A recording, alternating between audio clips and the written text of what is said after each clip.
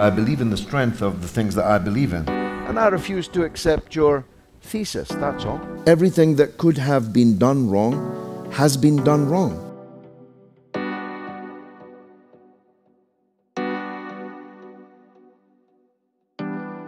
Well, I don't agree with the premise, but that's my job.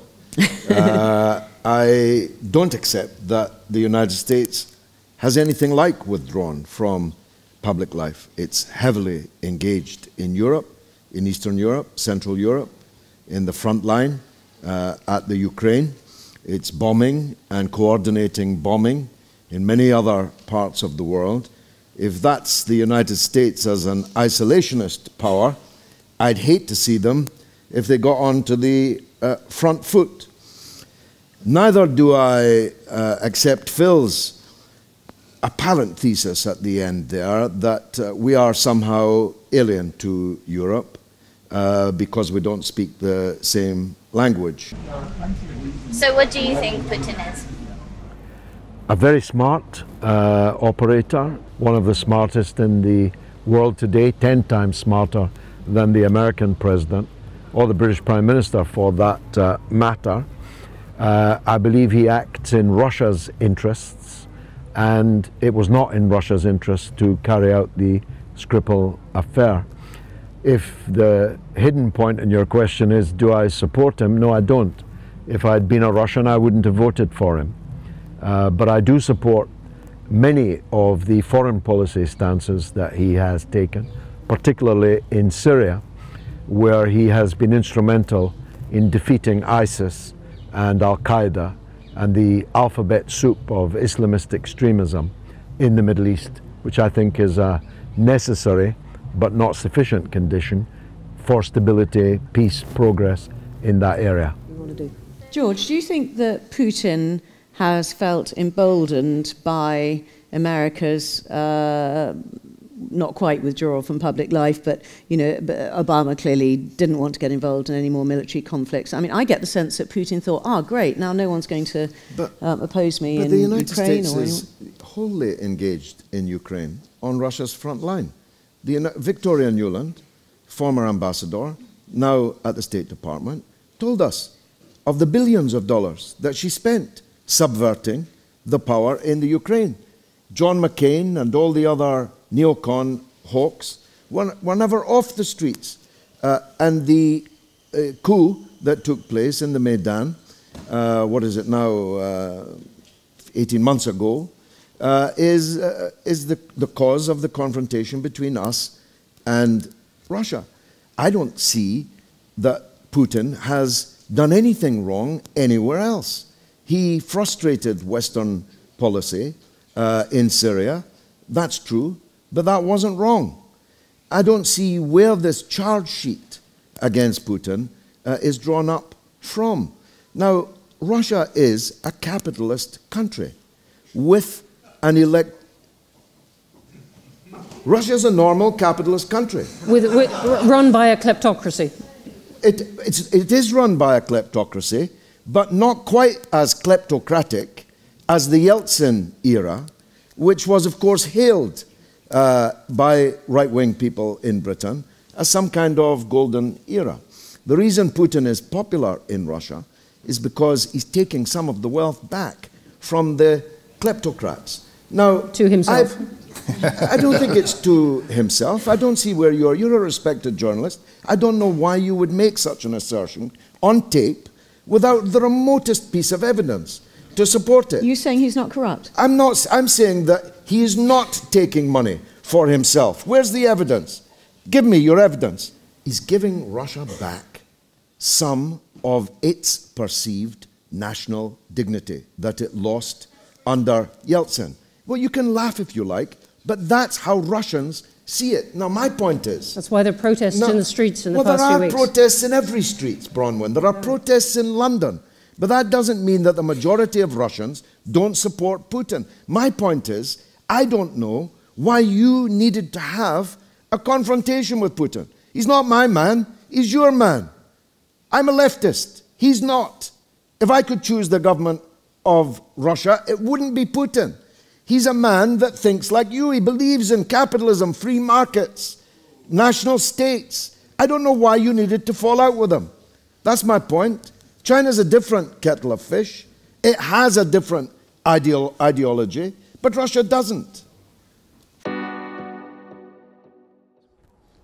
And the elephant in the room, the morass of the Syrian war.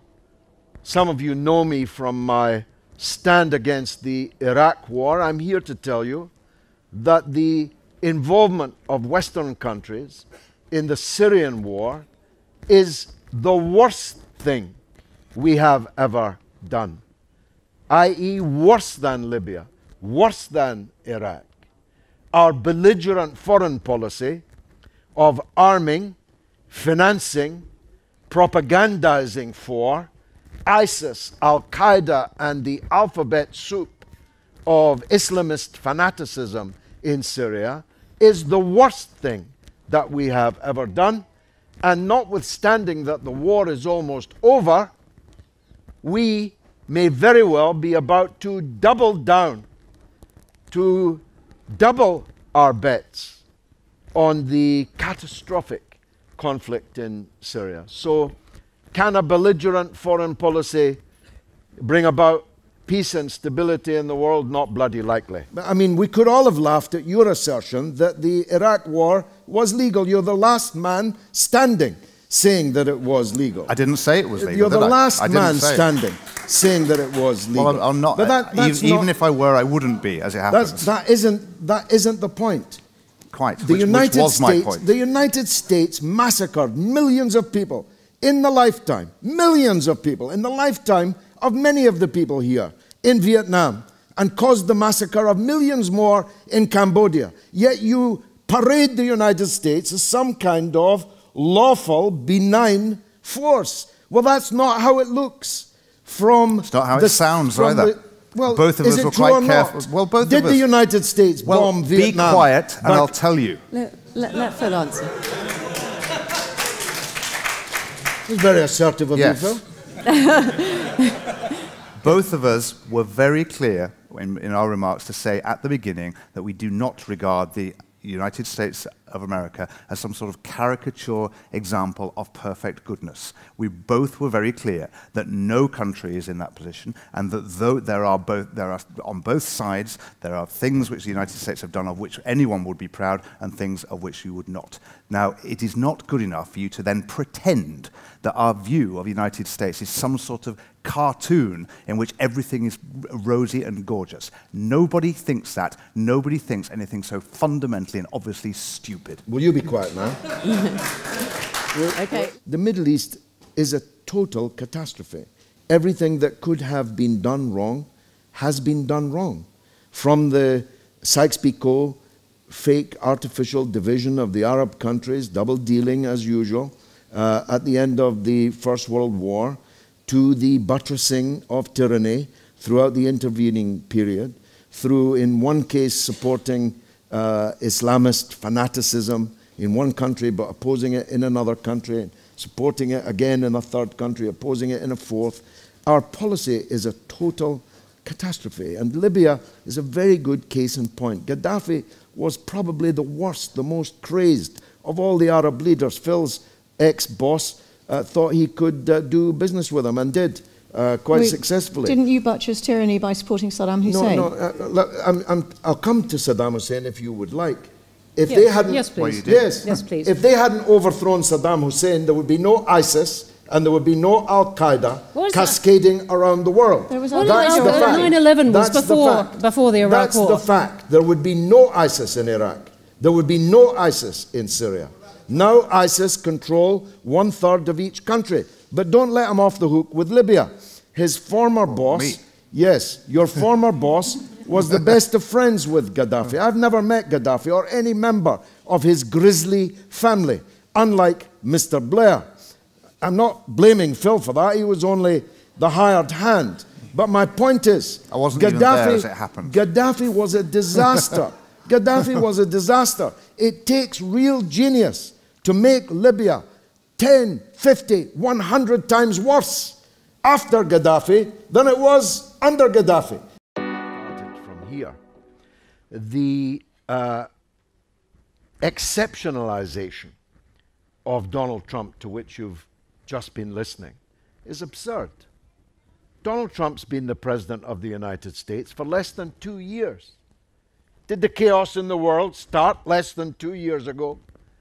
It's utterly ridiculous. The crooner, your idol, nice soup Barack, destroyed Libya and turned it into a slave market and a jihad market for at least 7 heavily armed different Islamist groups. It wasn't Trump that did that, it was Obama that did that. You have the gall to pray and aid George W. Bush as somehow better than Donald Trump. George W. Bush and your other hero, Tony Blair, killed 1 million people in Iraq and rising, spawned ISIS, cascaded it across the world.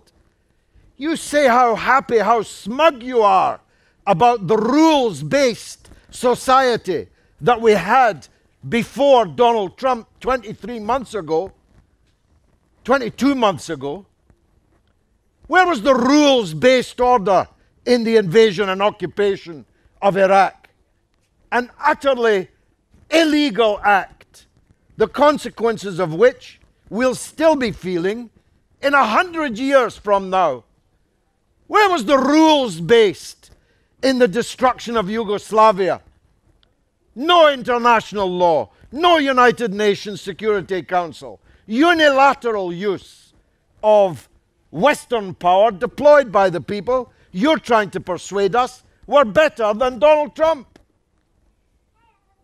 Vietnam was leveled, bombed back to the Stone Age, drowned in chemical weapons by Richard Nixon and by Lyndon Johnson.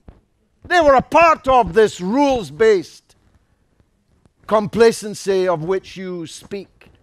And in aid of your argument, you draw attention to the fact that populists are coming to power. The populists are coming to power precisely because of the failure of your international order, precisely because of the failure of your orthodoxy. It's because neoliberal politics totally failed in Italy that you have the government in Italy you have. Ditto in Hungary. Ditto the rise, although it's stopped now, you may have noticed that Mélenchon, with whom I agree in every particular, is now the most popular politician in France. Not Le Pen. She's gone off for psychiatric treatment. The rise of Trump, the rise of Corbyn, the rise of the right and the populists in Italy are all because of the failure of this order, which you so smugly wish to return us to. I don't think it was about foreign policy, George, to be honest. The reason these populists have been so successful is because of domestic discontent. But you can't separate foreign policy. Yes, you can. The average voter on the doorstep who's voting for Donald Trump is not talking about Syria. They're talking about jobs and manufacturing. You're quite wrong, in fact. Really? The reason for the rise of the populists in Italy is why? Because the country has been flooded by millions of refugees from the wars begun by your heroes. First of all, that's the reason why. Let Mark defend himself. Can I have returned? Yeah, okay, can I first of all... Well, you've spoken for twice as long as me already. I think... I think you're both getting a very fair crack. Right. No, I might have spoken for longer, but I wasn't accusing you of worshipping heroes that you didn't worship. So maybe I can sort of try and take a step back from your very powerful rhetoric and say, first of all, the fact that we can talk about breaches of the rules-based order like what happened in Iraq is because... You called it a mistake, now it's a breach. It's 1 million people dead, for God's sake. Well, there were This isn't a rally, this is a 500,000 debate. people who Okay. died of sanctions beforehand, according to people who were criticising it before. Saddam Hussein killed many, many people. I was against the war in Iraq, and I'm still against the war in Iraq. Nothing has happened over the last 15 years to change my mind about that. But I think it's the very fact that there was an order that we can recognise that as a breach of the order. Now, what makes me slightly uncomfortable about your rhetorical flourish is that you put all of these different things, which are quite different, on the same level. You know, what happened in Vietnam, what happened in Iraq, being put on the same level as intervening to stop genocide in Kosovo, I find strange. They're not, you know, not every type of use of violence. I think using violence is always bad, but sometimes it's the least bad option. I think the Second World War was justified given what Hitler stood for. I think intervening in Kosovo was justified in order to stop a genocide where lots of innocent people were being... That's what you said in Libya. Well, I was not particularly involved in the Libyan war. I think with hindsight, what we can see is... genocide in Libya, genocide in Kosovo, okay, genocide so there we in go. Iraq, So if genocide in Syria. Let Mark finish. I'm not sure exactly. If everything's genocide, then it basically normalises the idea of genocide. For me... You stop tossing it about then. Well, He only actually, used I it for only used the word Kosovo, genocide once about my family that was actually wiped out No, in a you real... said in Kosovo. George, There was no genocide in Kosovo. there was ethnic cleansing and people being That's killed. not genocide. Well, Yes. Thank you. so... You've got a microphone on, you don't need to shout. Okay, so I do think that it's important not to toss words like genocide about. Agreed. It's also important not to put every single foreign policy decision that you disagreed with on the same level. There is the fact that there was a rules-based order means that we can see the breaches of that order, and that is what's being destroyed. And to see... I hated George Bush. He was my least favourite American president until Donald Trump was elected. I was absolutely disgusted by it. I wrote a whole book against Bush's foreign policy back in 2004.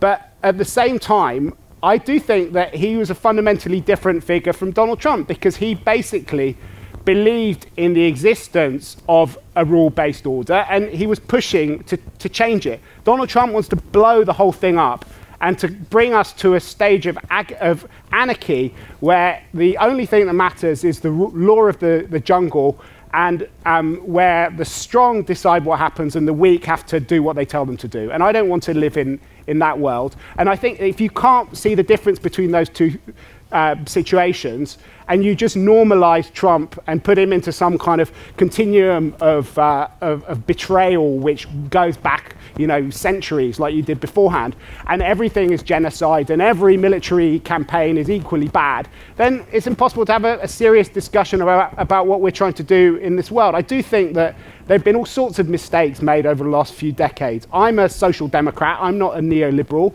I think that a lot of these populist parties are coming to power because of a failure of domestic politics. I think some of the leaders, like Jeremy Corbyn, are there because of failures of foreign policy. There would be no Corbyn if there hadn't been an Iraq war. That is clear to me. But I think it is important to try and hang on to what matters in these things. Because if not, you end up in a kind of nihilistic place, like where everything's equally bad and where the solution is where you just sort of have nothing constructive to say about anything because everyone is a war criminal, everyone is equally evil, everyone is kind of genocidal, and that completely undermines any critique that we have of what's happening at the moment, which I think is really worrying and scary and needs to be stopped. We cannot hope to think that Europe can somehow be isolated from the world in that sense. People are moving. Capital is always moving. The world economy is deeply integrated now. So the notion that we can somehow withdraw and think that we can live our own little life behind Fortress Europe, again, not true. It's not true politically, it's not true diplomatically. It's not true in the sense that there are those people who want to do us harm from time to time. The world is so deeply enmeshed that the idea that we can be isolationists, I think, is a fallacy, something we've lost. And I never quite understand, George, where you end up with your view. You take all of your view, does it not lead to a kind of isolationist position, a sort of quietism? And I don't say that in order to be critical. It's a genuine inquiry.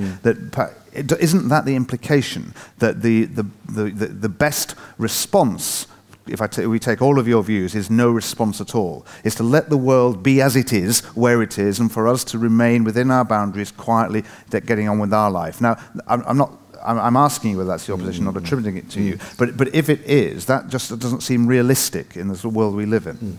Well, of course, this session is not about me or about my views.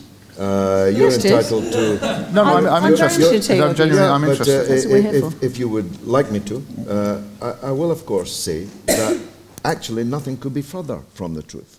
I'm not a pacifist, very far from it. I believe we have to defend ourselves.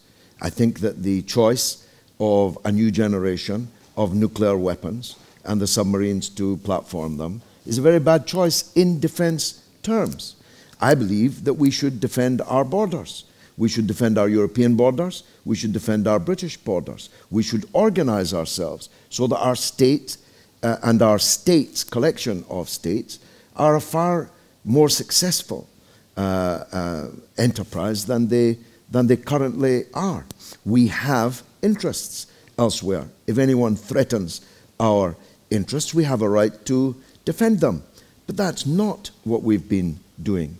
When you go halfway around the world to invade another country and overthrow its government on a tower of lies, you're not defending your interests, you're imperiling your interests. As everyone, from the former head of MI5 to most sentient beings in the land, have already concluded that we actually damaged our own interests by invading and occupying Iraq. And it's not finished yet, not by a long chalk. So you asked me what I would do. I wouldn't do what you have already done, what you and the people that you supported have already done.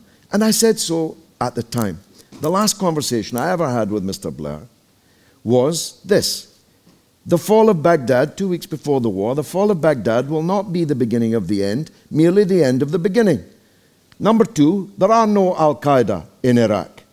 But if you and Bush invade and occupy it, there will be hundreds of thousands of Al-Qaeda. And not just in Iraq, but in our own countries. And I was right. I mean, at least have the grace to acknowledge that. I was right, and he was wrong. It's not that I'm passionately denouncing the rules-based international order. I'm passionately denouncing the fact that there is no rules-based international order. You just call lawlessness a rules-based international order with some mistakes, some breaches. But how many breaches does it take to invalidate your thesis in the first place? If you have what you call an international rules-based system in the world, which is not just breached, not just mistakes, but which kills millions of people and renders the whole world completely unstable. How many times does that need to happen before your thesis is invalidated? Now, for most people, it long ago ceased to be credible to call it a rules-based international order. And I refuse to accept your thesis, that's all. I haven't got a thesis. I'm just asking you two what you think. Well, your thesis is that there is an international rules-based order. Oh, I see. And my case is that it's abundantly clear that there has not been. And that therefore, attempts to exceptionalize Trump, which is the liberal mantra, are nonsense. He's only been in 23 months. So if we hadn't and the world was in total chaos before he came. So if we hadn't had the United Nations and NATO set up after the Second World War, do you think the world would have been a better place? No, because I believe in a United Nations with real authority. But as long as you have veto powers, it cannot possibly guarantee international order. I support the United Nations. It's Tony Blair and George W. Bush that walked out of the United Nations and caused the cataclysm, which is being, I think, underappreciated here, of the Iraq War. Not since the First World War did we take a decision that would so change the world as the decision to invade Iraq. George, are you a narcissist, do you think, in your politics? No, but I do think that that charisma and leadership qualities are very important. And you I have think enormous self-belief, don't you? You're the outsider. I do have, it's not self-belief, it's belief in what I believe in. I'm well aware of my shortcomings and weaknesses and so on, but I believe in the strength of the things that I believe in. And I believe those things are more powerful than their adversaries as ideas. So I'm very confident. Now, as I alluded earlier, I went to a state school and left very early, never went to university, but now I speak every year at the Oxford Union and the Cambridge Union, and I speak at Winchester and Eton and all these fancy schools, very, very expensive schools. What's the main difference I see in the children from these schools and these universities and the children with whom I grew up? Is confidence. These children, their parents are getting what they're paying for. These children believe that they are the answer, that they have at least the right to address political figures of some standing and length and so on as equals. I've seen boys at the Oxford Union address the Foreign Secretary as if they were peers. And yet one is a 19-year-old Oxford student and the other is the Foreign Secretary. And I see nothing wrong with that. And I know why their parents are paying for that. Because if your child, or by projection, your politician, your leader, has no confidence, then why should you have confidence in them? I mean, it seems to me there's a necessary tension, of course, between such confidence and democracy, the danger of echo being the only voice that you hear. There's a tension between these two things, but both are necessary. The democratic restraint and sounding board, but the confidence and the charisma is also necessary. Otherwise you have mediocrity. And I think that Britain has been ruled by mediocrity for quite some time. So just to take it back then to the leaders that we were talking about earlier, the narcissistic leader then, is that the leader that's more likely to lead you into danger, to lead you into war, because they're not hearing other voices, because of that self-belief, because of that sort of not thinking about other people, perhaps? Undoubtedly, I think. Although George W. Bush was completely un-narcissistic and uncharismatic, imbecilic. Well, although the thing that was words. always said about him was that he was the guy that everybody wanted to have around to their barbecue. That was his selling point. I don't know how low your standards would be to want George W. Bush at your barbecue. So, I mean, it's neither one thing nor the other. I think that's what we're coming down to here in this discussion. You can be a narcissistic disaster like Blair, or you could be a narcissistic hero like Churchill. And if not for he, we'd be conducting this meeting in German. And so it's neither one thing nor the other for me. It's up to a point, but no further. It's with checks and balances. And in a democracy, you ought to have those. And you ought to have them on a daily basis by a proper inquiring, investigative, and independent, impartial media, which we have entirely lacked. Tony Blair led us all over a cliff because the Parliament became a rubber stamp and the media became an echo chamber.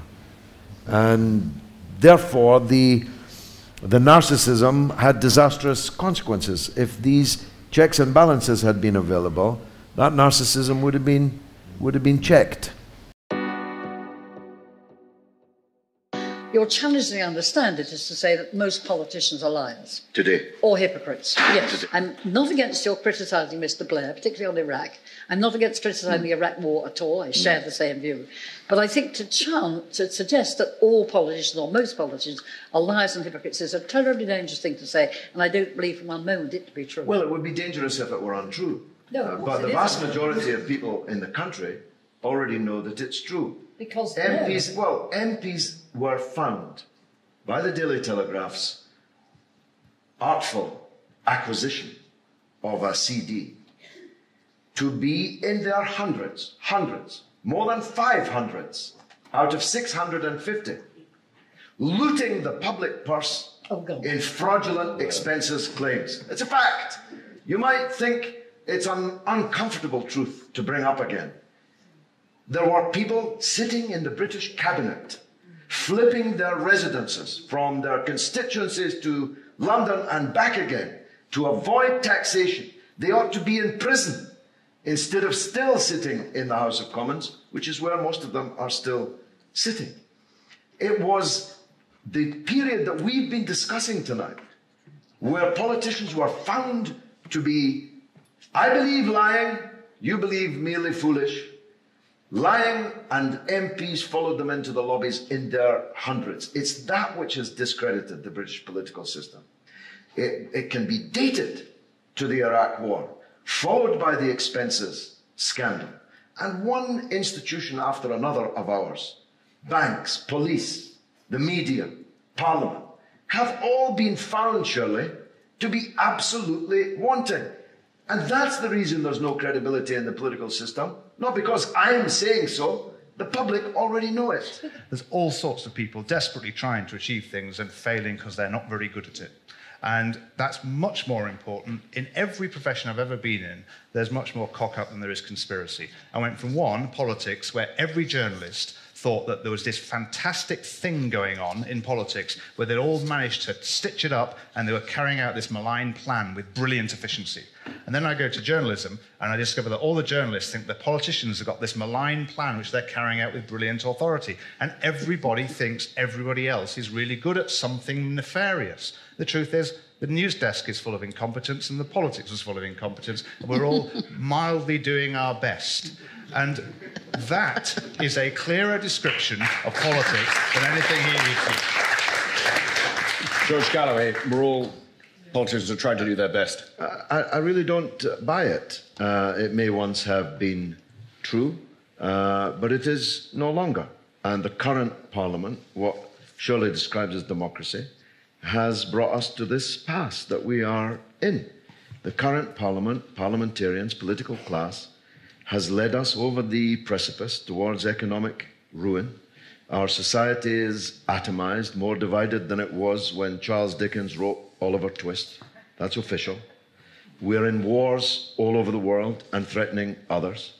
People are trying to kill us, and sometimes, as in Woolwich last week, succeeding. We're in very, very deep trouble because of the political class that we have.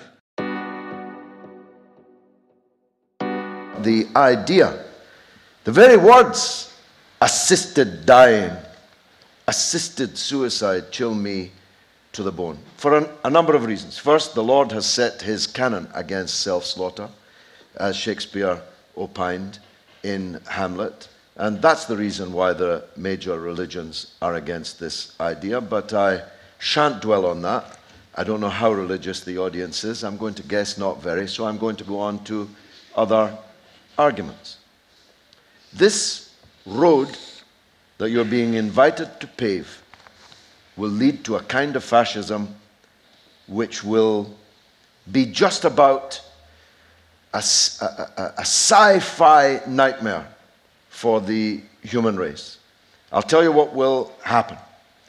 Old people will begin to think and be encouraged, implicitly or explicitly encouraged to think that they are, quote, past their sell-by date. Nobody could be less past their sell-by date than you, doctor. Your wisdom, your experience, your communicative ability, all the training and education that you've had. What do you mean past your sell-by date? No one's past their sell-by date. Everyone's grandmother, grandfather has something to teach us until the last.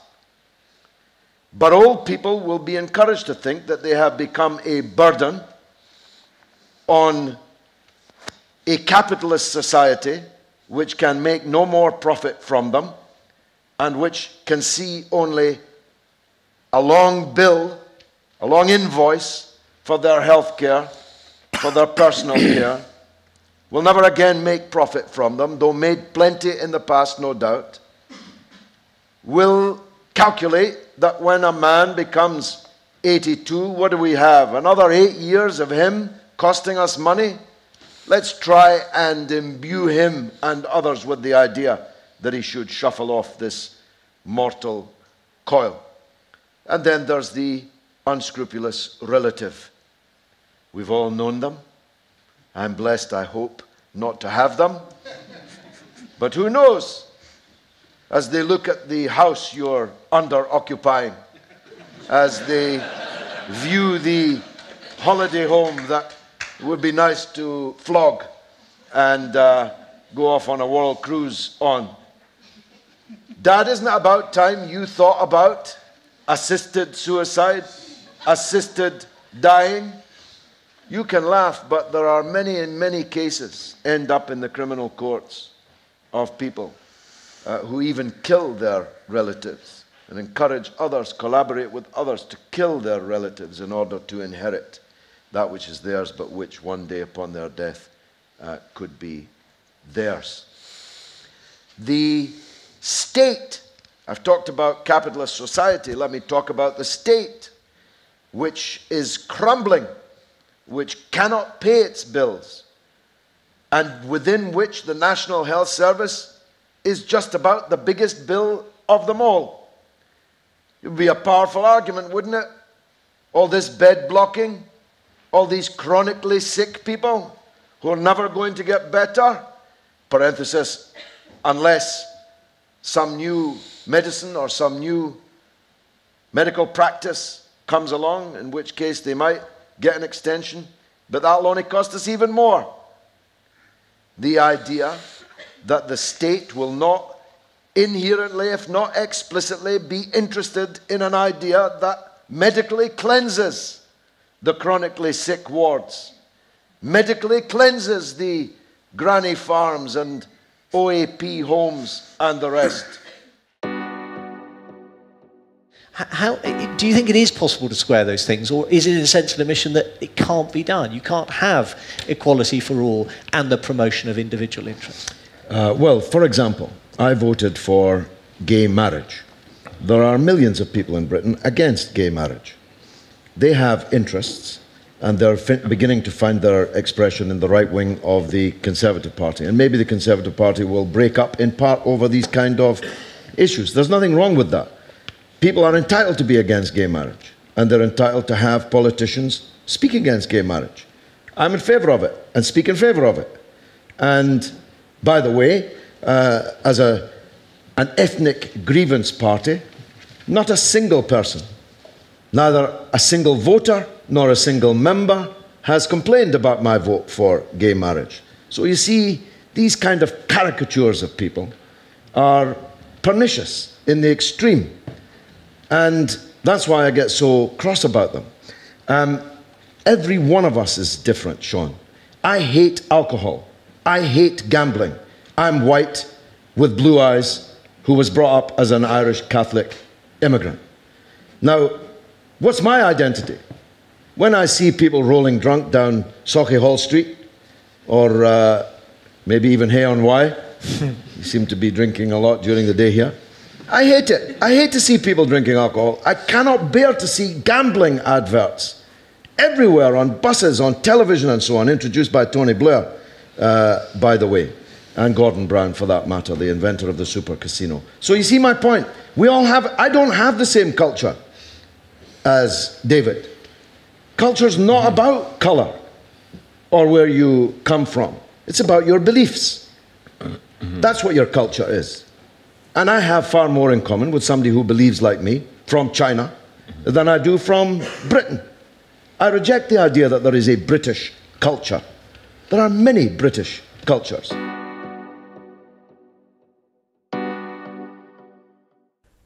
You ask, Marianne, about Trump and his foreign policy. Let's review it.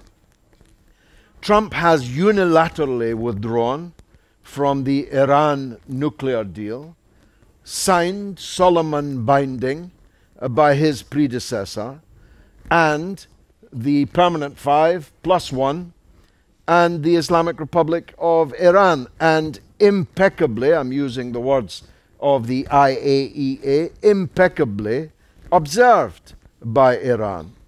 Trump has unilaterally withdrawn from it, begun a raft of ever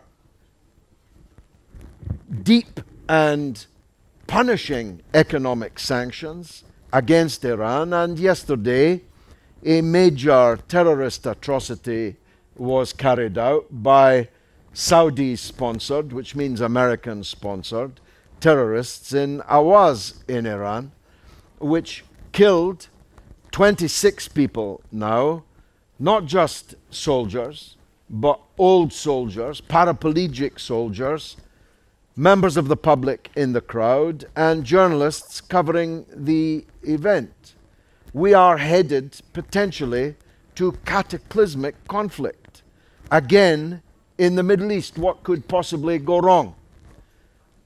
Iran will undoubtedly respond extremely violently against Saudi Arabia at any minute, certainly not long delayed. That will beget a response, and so the spiral towards war will twist. For more debates, talks and interviews, subscribe today to the Institute of Art and Ideas at IAI TV.